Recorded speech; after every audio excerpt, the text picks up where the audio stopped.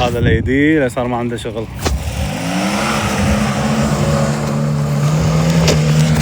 شنو الموقف اللي ممكن يصير معاك في تصوير كبير مثل هذا مع بنك كبير في سوق الكويت متعودين نشوف منه اعلانات والناس تنطر منه اعلاناته من سنة لسنة؟ شنو الموقف اللي ممكن يصير اللي ممكن يطيح البروجكت تحت الأرض؟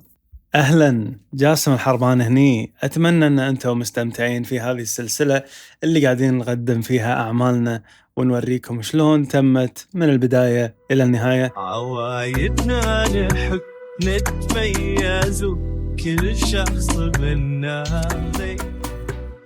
اللي سمعتوه توا ساوند بايت من صوت راشد الماجد، خذيتهم حطيتهم في ماشين ليرنينج ابليكيشن يتعلم صوت راشد الماجد ومنها يركب لي صوته على الدمو اللي عندي بصوت الملحن.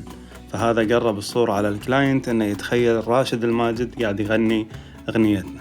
عوايدنا نحب نغير وكل شخص منا غير، ومهما نغير بأي شيء ما ننسى عوايدنا ونتباعد بالآراء وبالمنظور والتفكير، ويجمعنا غلا الكويت ورايتها توحدنا.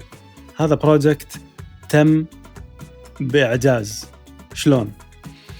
الكلاينت جايبنا على أساس نسوي 2 projects. أول واحد فيهم اللي هو العيد الوطني، بعده بأسبوع راح ندش على رمضان، فإحنا نبي نسوي 2 projects بس يردون على بعض في لينك بينهم. إحنا ما سوينا كذي، إحنا سوينا اللينك إن الأغنية كاملة تشمل المناسبتين وهو بروجكت واحد حق 2. يمكن وفرنا بالبادجت، ولكن لا، ما أتوقع وفرنا بالبادجت.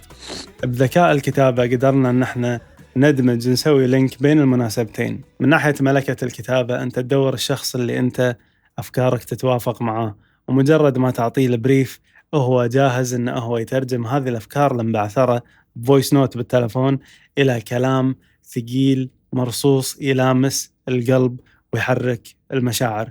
بشار إبراهيم يعجز الكلام عن وصف إبداعك في كل الأعمال اللي قدمناها مع بعض، وهذه كلمة حق الواحد لازم يقولها في حق فنان يضيف لكل عمل أشتغله معه. عوايدنا نحب نتميز وكل شخص منا غير.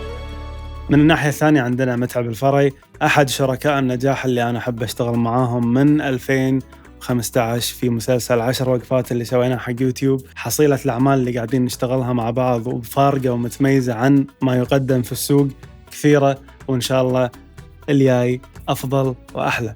بس مو هني السالفة أن هذا البروجكت مميز حتى بطريقة شلون قاعدة تطلع الفكرة والتبلور عشان توصل حق شكلها النهائي. الكلام تم يتغير للأفضل طبعاً عشان يخدم الكامبين، وبنفس الوقت اللحن كان فيه شوية تعديلات مع الفنان راشد الماجد. لألك وديرة خير وغيره منها صرنا غير، لألك وديرة خير وغيره منها صرنا غير. من الأشياء الحلوة اللي صارت في هالبروجكت إن أنا عندي صورة وكنت بشوف هل أقدر أحركها واستخدمها باستخدام تولز من AI. هالشيء هذا فعلا صار. استنجدت بأخوي سالم، خل أوريكم الصورة اللي أنا دزيتها له. أنا دزيت له هذه الصورة وقلت له هل ممكن نحركها؟ قال لي تقدر تحركها، وإذا عندك شيء ثاني هم دز لي وخلنا نتناقش ونحرك لك اللي تبي. فدزيت له هذه الصورة ودزيت له هذا رفرنس.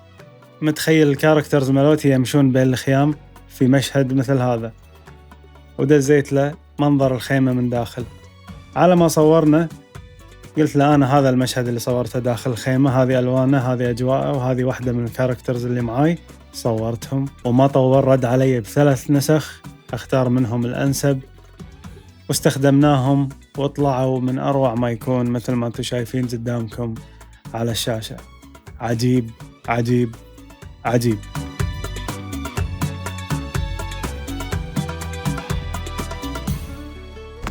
هذا الايدي صار ما عنده شغل.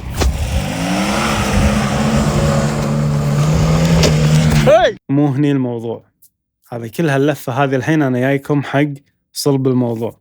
شنو الموقف اللي ممكن يصير معاك في تصوير كبير مثل هذا مع بنك كبير في سوق الكويت متعودين نشوف منه إعلانات والناس تنطر منه إعلاناته من سنة لسنة؟ لما أنت تعتمد على كاستنج مانجر إنه هو يجيب لك الكاست وعندك ستايلست ناطرة مدة 2-3 أن الكاست كله يكتمل عشان تقدر هي تشتغل على لبسهم وقياساتهم. ككاستنج مانجر أنت مهم أنك توفر كل القياسات والأسامي والأرقام للستايلست عشان تبلش شغل ونقدر نوصل يوم التصوير كل شيء يكون تمام، حتى قبل البي بي ام يكون جاهز. من سوء إدارة هذا الكاستنج مانجر خلانا نقعد ليومين قبل التصوير من غير أي أسامي أي أرقام، ما عندنا تواصل مباشر مع هذا الكاست. ولما بطريقة ما صار شد وجذب بيني وبينه، الرجال طفى جهازه سافر وقطنا على صخر. بس متى صار هالكلام؟ قبل التصوير ب12 ساعة. شنو ممكن تسوي انت هني ببروجكت الكلاينت معتمد لك كل شيء، والكلاينت راح وحط راسه ونام جاهز انه هو بعد 12 ساعة اي اللوكيشن ويشوف البروجكت ماله يتصور من غير اي مشاكل؟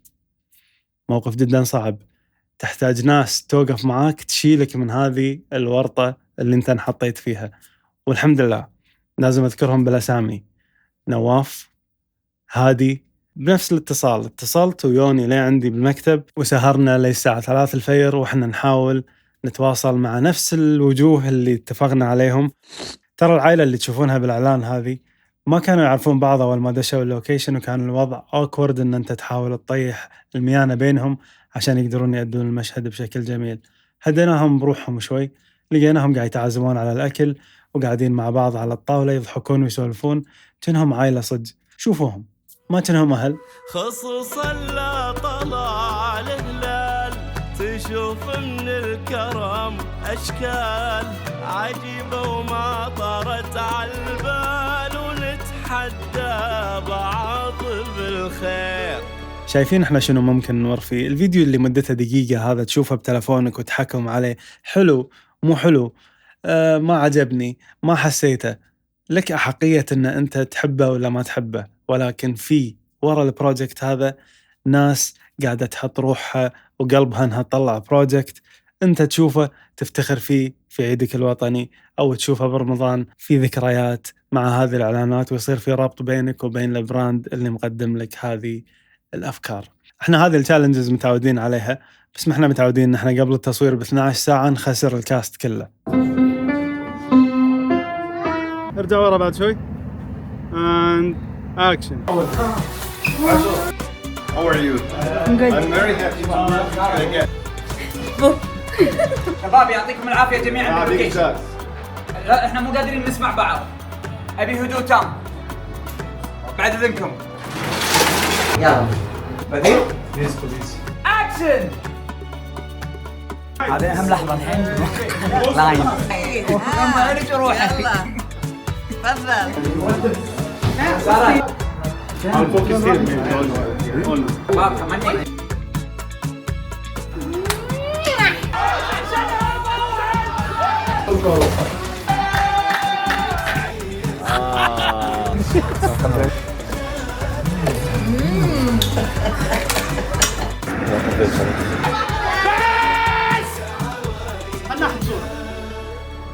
بعد فلاش.